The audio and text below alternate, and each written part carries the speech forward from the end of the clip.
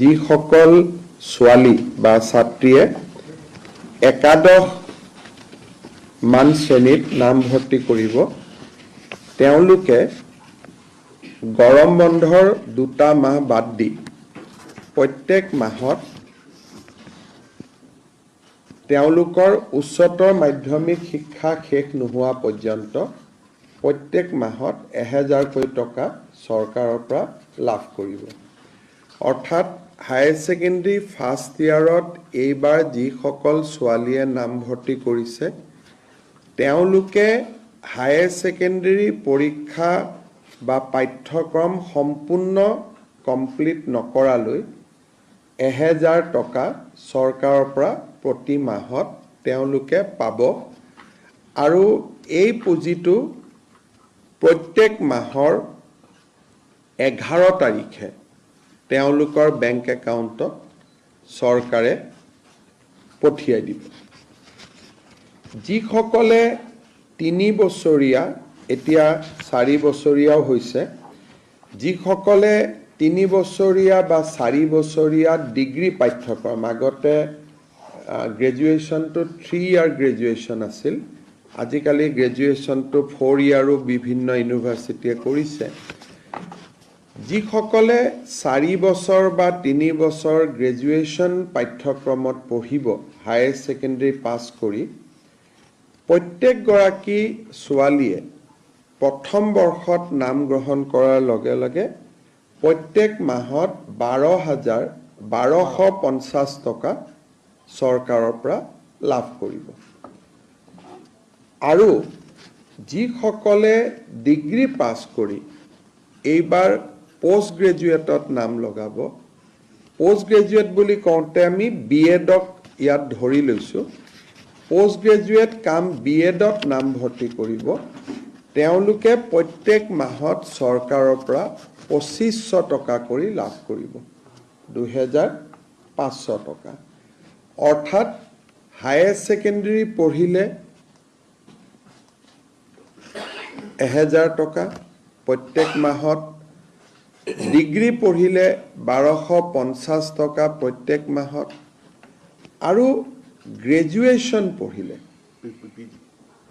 Graduation pass কৰি স্নাতকোত্তৰ post graduation পঢ়িলে মাহত 2500 টকা লাভ কৰিব ইয়াত কেইটামান চৰ্ত আছে প্ৰথম চৰ্তটো হ'ল যে যিখিনি ছোৱালীক আমি হায়াৰ ছেকেণ্ডাৰী পৰীক্ষাত ভাল ৰিজাল্ট কৰাৰ কাৰণে আমি স্কুটি দিওঁ তেওঁলোকক আমি নিযুত মইনা আঁচনিত অন্তৰ্ভুক্ত কৰা নাই কাৰণ স্কুটি এখনৰ দাম প্ৰায় 70,000 টকা হয়গৈ আৰু নিযুত মইনা আঁচনিত তেওঁলোকে আমাৰ বাকি ছোৱালীখিনিয়ে যদি 12,000 আমি 12 যদি 12,500 কৰি 3 বছৰতো দিওঁ 36,000 হয় কিন্তু ছোৱালীয়ে যদি কয় যে নহয় মোক স্কুটি নালাগে মই নিযুত মইনাহে ল'ম তেতিয়ালে নিযুত মইনাও তেওঁ ল'ব পাৰিব অৰ্থাৎ ছোৱালীজনীৰ ওপৰত ডিপেন্ড কৰিব যে মই স্কুটিখন ল'ম নে মই নিযুত মইনা আঁচনিটো ল'ম দুটা আঁচনি আমি একেলগে নিদিওঁ তাৰ পিছত আনটো বিষয় হ'ল যে এই আঁচনিখনৰ পৰা মন্ত্ৰী আৰু বিধায়কৰ ছোৱালীসকল এই আঁচনিৰ হিতাধিকাৰী হ'ব নোৱাৰিব অৰ্থাৎ 126 জন যি বিধানসভাত বিধায়ক আছে তেওঁলোকৰ ল'ৰাটো নহয় ছোৱালী যদি বা সাংসদ যদি তেওঁলোকৰ ছোৱালী যদি আমাৰ কলেজ ইউনিভাৰ্চিটিত পঢ়িছে তেতিয়াহ'লে তেওঁলোকো এই আঁচনিৰ হিতাধিকাৰী হিচাপে স্বীকৃতি নহ'ব আৰু যোনে প্ৰাইভেট স্কুলত কলেজত ফিজ দি পঢ়ে ধৰক মই প্ৰাইভেট কলেজত নাম লগাইছোঁ মই মাহত 10,000 টকা কলেজখনক ফিজে দিওঁ ৰয়েল গ্লোবেলত পঢ়িছোঁ কাজিৰঙা ইউনিভাৰ্চিটিত পঢ়িছোঁ প্ৰাইভেট ইউনিভাৰ্চিটি আৰু প্ৰাইভেট কলেজখিনিৰ ছাত্ৰ ছাত্ৰীয়ে বা ছাত্ৰীয়ে এই আঁচনিখনৰ হিতাধিকাৰী বুলি বিবেচিত নহ'ব কিন্তু ভেঞ্চাৰ কলেজত যদি কোনোবাই পঢ়ে বা ভেঞ্চাৰ হায়াৰ ছেকেণ্ডাৰী স্কুলত পঢ়ে ভেঞ্চাৰ জুনিয়ৰ কলেজত পঢ়ে তেওঁলোক এই আঁচনিখনৰ হিতাধিকাৰী হ'ব। এই আঁচনিখনৰ হিতাধিকাৰী হ'বৰ বাবে আমি একোখনকৈ প্ৰপত্ৰ পূৰণ কৰিব লাগিব। জুলাই মাহত যিহেতু এডমিশ্যনৰ প্ৰচেছ চলি আছে, সম্পূৰ্ণ পোষ্ট গ্ৰেজুৱেশ্যন কমপ্লিট কৰিবৰ কাৰণে, এডমিশ্যন কমপ্লিট কৰিবৰ কাৰণে আগষ্ট মাহ পৰ্যন্ত যাবগৈ। কিন্তু আমি জুলাই মাহৰ পৰা এই এডমিশ্যনৰ প্ৰপত্ৰসমূহ আমি বিতৰণ কৰিম। একোখন এৱাৰনেছ মিটিং হ'ব আৰু কলেজ আৰু ইউনিভাৰ্চিটিত এৱাৰনেছ মিটিং কৰি, বিশেষকৈ নৱাগত আদৰণি সভা আদিত, যিহেতু এইটো ফৰ নিউ এডমিশ্যন হ'ব, গতিকে তেওঁলোকক যাতে আমি এৱাৰনেছ ক্ৰিয়েট কৰিব পাৰোঁ, তাৰ কাৰণে একোখন এৱাৰনেছ মিটিং হ'ব। এই গোটেই আঁচনিটো বাল্য বিবাহৰ বিৰুদ্ধে প্ৰস্তুত কৰা এখন আঁচনি। গতিকে বিবাহিতা ছাত্ৰী এই আঁচনিৰ বাবে হিতাধিকাৰী নহ'ব। কিন্তু পোষ্ট গ্ৰেজুৱেট পৰ্যায়ত বিবাহিতা ছোৱালীয়েও এই আঁচনিৰ সুবিধা ল'ব পাৰিব। কিন্তু হায়াৰ ছেকেণ্ডাৰী আৰু ডিগ্ৰী পৰ্যায়, যিহেতু আমাৰ গোটেই কথাটোৱে হ'ল যে ছোৱালীক যাতে দেউতাক মাকে সোনকালে বিয়া পাতি নিদিয়ে, গতিকে যিসকলে বিয়া কৰাব তেওঁলোকে বা বিবাহিতা ছাত্ৰী হ'ব, তেওঁলোকে এই আঁচনিখনৰ সুযোগ নাপাব। আৰু যদি আপ টু ডিগ্ৰী পঢ়ি থাকোঁতে মাজতেও বিয়া হৈ যায়, তেতিয়াহ'লে ৰিনিউৱেলত তেওঁলোকে এই আঁচনিৰ সুবিধাৰ পৰা বঞ্চিত হ'ব। যেতিয়া প্ৰত্যেক বছৰে এবাৰ ৰিনিউৱেল হ'ব, আৰু কোনোবা ছোৱালী যদি শিক্ষা আধাতে সামৰি ড্ৰপ আউট হৈ যায়, তেতিয়াহ'লেও এই আঁচনিখনৰ সুবিধা নাপাব। শেষত কোনোবা যদি ছোৱালী ৰেগিং, ইনডিচিপ্লিন, ইৰেগুলাৰ এটেণ্ডেন্স এনেকুৱা যদি কলেজৰ অধ্যক্ষই ভাবে যে এই ছোৱালীজনী কলেজত নিয়মীয়াকৈ নাহে, ড্ৰপ আউট হয়, পৰীক্ষাত তেওঁলোকে হায়াৰ ছেকেণ্ডেৰী ফাৰ্ষ্ট ইয়াৰৰ পৰা ছেকেণ্ড ইয়াৰ প্ৰমোশ্যন নাপালে, বা ডিগ্ৰী ফাৰ্ষ্ট ইয়াৰৰ পৰা ডিগ্ৰী ছেকেণ্ড ইয়াৰ প্ৰমোশ্যন নাপালে, তেতিয়াও ৰিনিউৱেলৰ সময়ত এই আঁচনিখনৰ পৰা তেওঁলোক বঞ্চিত হ'ব।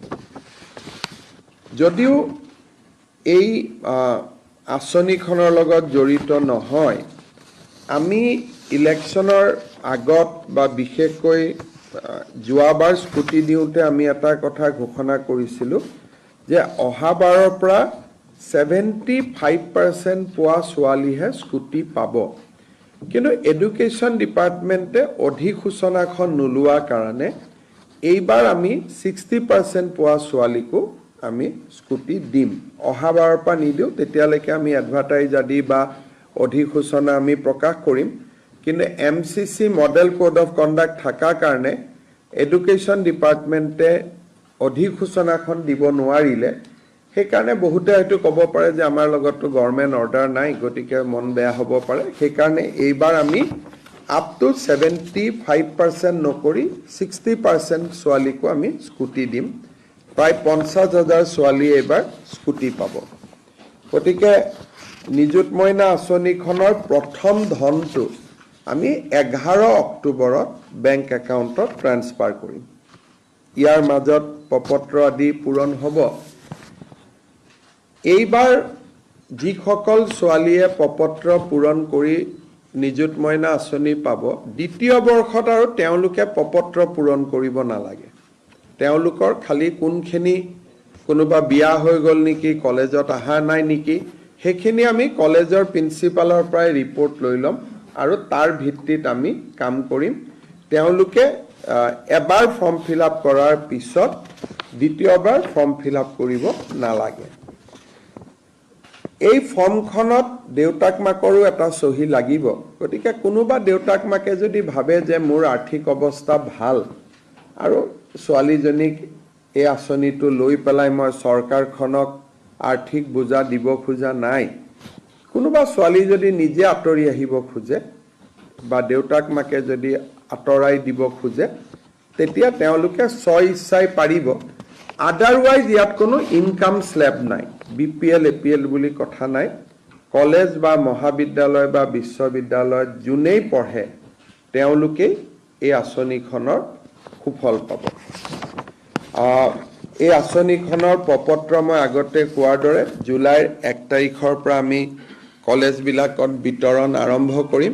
বিশ্ববিদ্যালয়ত বিতৰণ ছেপ্টেম্বৰত হ'ব, কাৰণ তেওঁলোকৰ এডমিশ্যন আগষ্টলৈকে চলি থাকিব।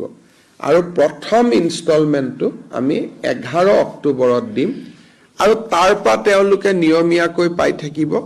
জুন আৰু জুলাই মাহত তেওঁলোকে এই আঁচনিটো নাপাব, কাৰণ জুন আৰু জুলাইত মেক্সিমাম এডুকেশ্যনেল ইনষ্টিটিউট বন্ধ থাকে, আৰু আমি আঁচনিখন 10 মাহৰ বাবে আমি দিম এটা বছৰত। সেইকাৰণে প্ৰত্যেক বছৰত জুন আৰু জুলাই মাহত এইটো DBT নহয়, আন মাহকেইটাত এই আঁচনিটোৰ DBT হৈ থাকিব। এই আঁচনিখনৰ কাৰণে এই বছৰ চৰকাৰে 300 কোটি টকা খৰচ কৰিব।